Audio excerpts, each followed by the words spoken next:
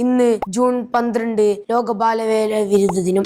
2002 ഈ ദിനത്തിന്റെ തുടക്കം. ബാലവേലയെക്കുറിച്ചുള്ള ആഗോള ബോധവൽക്കരണം വർദ്ധിപ്പിക്കുന്നതിനും അതിനെ അവസാനിപ്പിക്കാനുള്ള പ്രവർത്തനങ്ങൾ ശക്തിപ്പെടുത്തുന്നതിനുമായി അന്താരാഷ്ട്ര തൊഴിലാളി സംഘടനയായ ILO ജൂൺ 12 ലോക ബാലവേല വിരുദ്ധ ദിനമായി ആചരിക്കാൻ ആരംഭിച്ചു.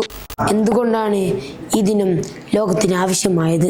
കാരണം ബാല്യം ഒരു കുട്ടിയുടെ ജീവിതത്തിലെ ഏറ്റവും വിലപ്പെട്ട കാലഘട്ടമാണ്. പഠിക്കാനും കളിക്കാനും സ്വപ്നം കാണാനുമുള്ള കാലം. എന്നിട്ടും ലോകത്തിന്റെ യാഥാർത്ഥ്യം മറ്റൊന്നാണ്.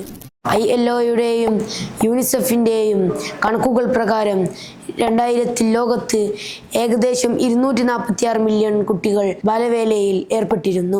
വർഷങ്ങളായുള്ള ശ്രമങ്ങളുടെ ഫലമായി 2020 അത് 160 മില്യണായി കുറഞ്ഞു. ഏറ്റവും പുതിയ കണക്കുകൾ പ്രകാരം 2024 പോലും 138 മില്യൺ കുട്ടികൾ ബാലവേലയിൽ തുടരുകയാണ്. അതായത് പുരോഗതിയുണ്ടായിട്ടും ഇന്നും കോടിക്കണക്കിന് കുട്ടികൾ അവരുടെ ബാല്യം നഷ്ടപ്പെടുത്തിക്കൊണ്ടിരിക്കുന്നു.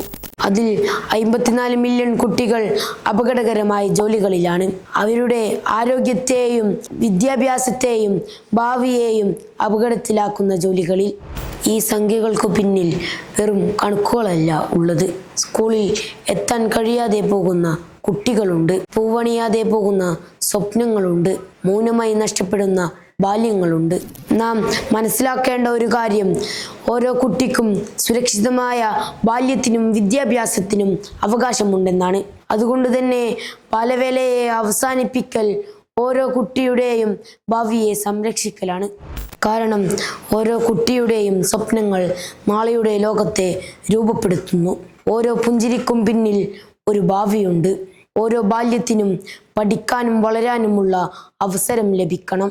ആ കൈകളിൽ പണിയായുധങ്ങളല്ല, പുസ്തകങ്ങളായിരിക്കണം. കാരണം ആ ജീവിതങ്ങളിൽ തൊഴിലിടങ്ങളല്ല, സ്വപ്നങ്ങളാണ് ഇടം പിടിക്കേണ്ടത്. ഇന്നത്തെ കഥ എങ്ങനെയാവാം? മറ്റൊരു ദിനത്തിന്റെ കഥയുമായി വീണ്ടും വരാം.